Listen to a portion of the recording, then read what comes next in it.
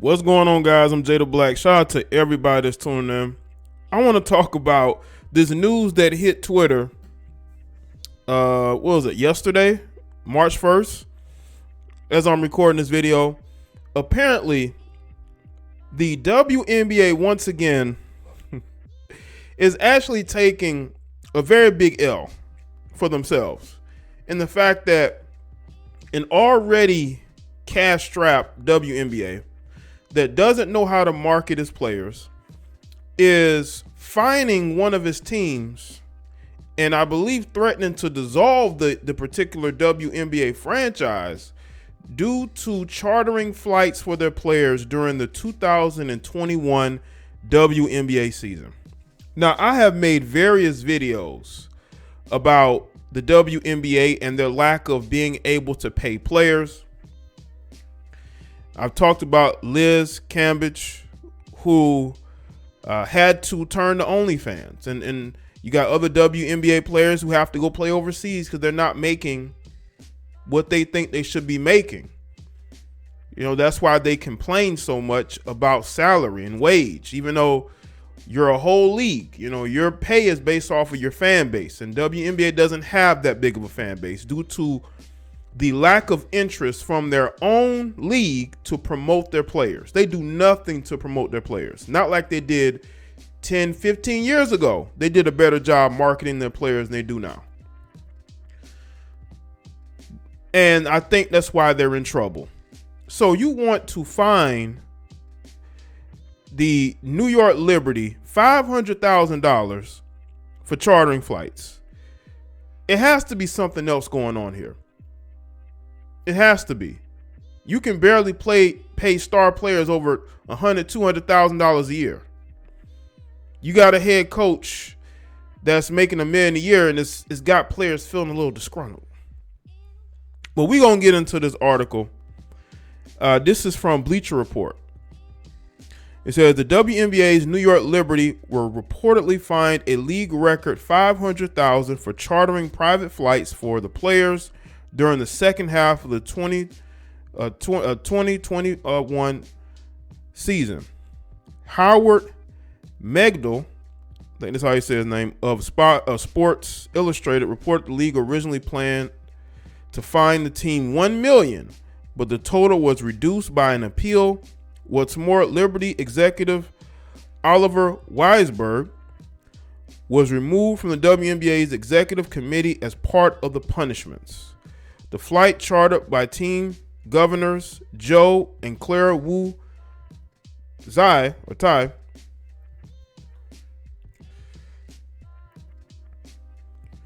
The flights chartered by team governors Joe and Clara Wu Tsai. By the way, calling the team owners governors is just crazy to me. Governors. Now they're gonna. I bet you they're gonna have a problem with the word governors. The NBA is crazy with that BS too. As well as Napa trip over Labor Day weekend violated the league's collective bargaining agreement. Megdal reported that WNBA General Counsel Jamin Darshowitz even floated penalties such as losing every draft pick you have ever seen, suspending the team governors, and possibly even termination of the franchise. This is for a league that is already struggling. Okay, WNBA is struggling. That's why you can't pay your players more than you need to. Listen, more than they have to. This is why the WNBA is continuing to lose. Okay, if the owners of the team, and I'm not calling those stupid governors, owners of the team decide to charter a flight for the players, why is that an issue for the WNBA? You can't even market your own players. You can't even pay them more than a couple $100,000 a year. But you have a problem with the team owners choosing to fly their team, charter their team flights wherever they need to go.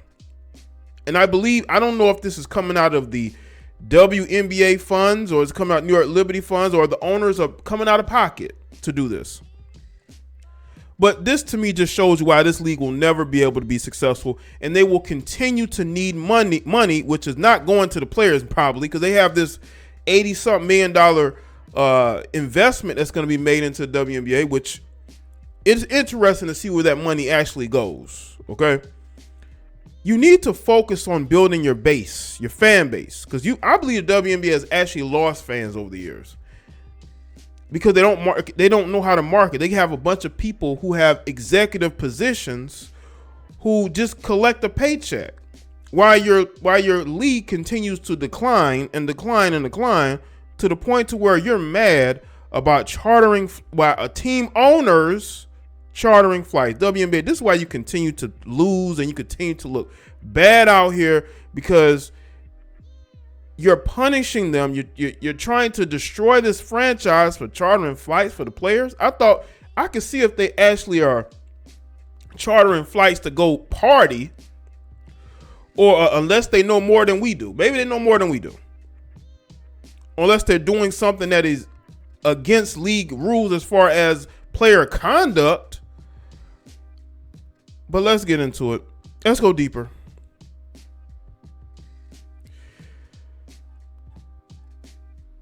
The Size, who purchased the Liberty in January 2019, chartered flights for every road game in the second half of the season. Jaye even tweeted in July that he was going to solve this transportation problem for good. So clearly, these airports want us to do this. Enough is enough. I'm going to solve this transportation problem for good. And he said this in, I believe, July of 2021. The inability to charter flights has been a controversial topic in WNBA, and Megdo reported the Liberty pushed forward an unofficial proposal to the WNBA Board of Governors in September to make it the default way of traveling for the league. However, it did not receive majority support.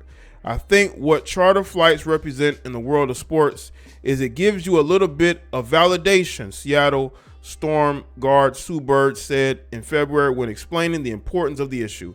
It's saying that your league is so successful, it has the finances to charter flights, which is incredibly expensive. There's not many businesses that just charter flights left and right. So I think for a lot of us, it would just be an indicator of that. It'd be an indicator of financial success. But that's the thing people understand. A lot of these women want validation. A lot of these WNBA players, they want the validation of being able to say, hey, we're able to do this. We're able to charter flights. We seem like a successful league. But when your league does not have the tools to be successful, you're not going to be able to afford this. Now, again, the size, the owners of the Liberty, I believe they're paying out of pocket. I don't know if they're using team funds. I doubt it. If teams want to charter flights for their players, they should have the right to do it on their own financially. But I think what the WNBA is thinking is that it's going to piss off the other teams, and it's going to make those other teams feel some type of way and make them go to the league like, hey, we want charter flights too. They should make it a team on team decision. Because if your players are having travel issues, you have to fix it. You can't just be like, oh, well, we have league rules. That's why your league is failing. While the league will step in to punish the Liberty when it found out about the transgression, some front offices around the league didn't think the $500,000 fine was enough. New York didn't lose any draft picks, and Megdo noted that there was no further discussion about additional penalties if it continued to violate CBA. The fact that, it's what it seems to me to be is jealousy because other teams couldn't have that. Well, if your owners don't care about their players enough to solve the travel issues on their own, and they're like, well, we have a CBA, you can't do that. But your players are having trouble getting to the games. How can you run a league and you're not making sure your players can get there and get home? That's what the WNBA is. I mean, who's running this league? And you know what's crazy? Women are pandered to in the media as far as their spending power, right? But how come women aren't investing in the WNBA? Is it because, for what men have said over the years, women don't care about sports unless they're popular? That could be what it is. The NBA has to supplement the WNBA, and the people at the top want to make sure they get their salary every year, their nice, sizable salary, and they really don't care about these female basketball players like they claim to do. Because I don't think they do. I don't think they care at all. They hide behind the CBA to make sure they make their money and that the WNBA players don't want more. Because if one team has charter flights, other players are going to be disgruntled and want charter flights. Now, that's why they want the New York Liberty to be punished. But what did the New York Liberty do wrong? Except for trying to make sure they don't have travel issues. They didn't go to Cabo. They didn't go to Hawaii. They didn't go to Dominican Republic. They didn't go on a vacation. The New York Liberty ownership was making sure the players got back home from road games. Liberty alternate governor Oliver Weisberg wrote the following response to Dershowitz in September. The focus on objecting to better travel arrangements seems to go against the spirit of what the entire league is trying to achieve under the leadership of WNBA Commissioner Kathy Engelberg. I knew there's got to be a woman leading the league that's allowing this thing to continue to decline. We cannot begin to talk about the gender equity until we solve some pressing issues that have put extra burdens on the health and well-being of WNBA players. In the spirit of improving work conditions for our female athletes, we are strong believe the WNBA teams should be permitted to arrange travel, and that is consistent with the fact that there are professional athletes. New York ultimately did not charter a flight to its first round playoff game against the Phoenix Mercury as part of its efforts to reduce the proposed $1 million fine. It ended up losing that game by a single point, which brought its season to an end. Listen, this just shows how inept the people running this league are. You're going to punish your team whose owners are just looking out for the players. You see, they don't care about the players.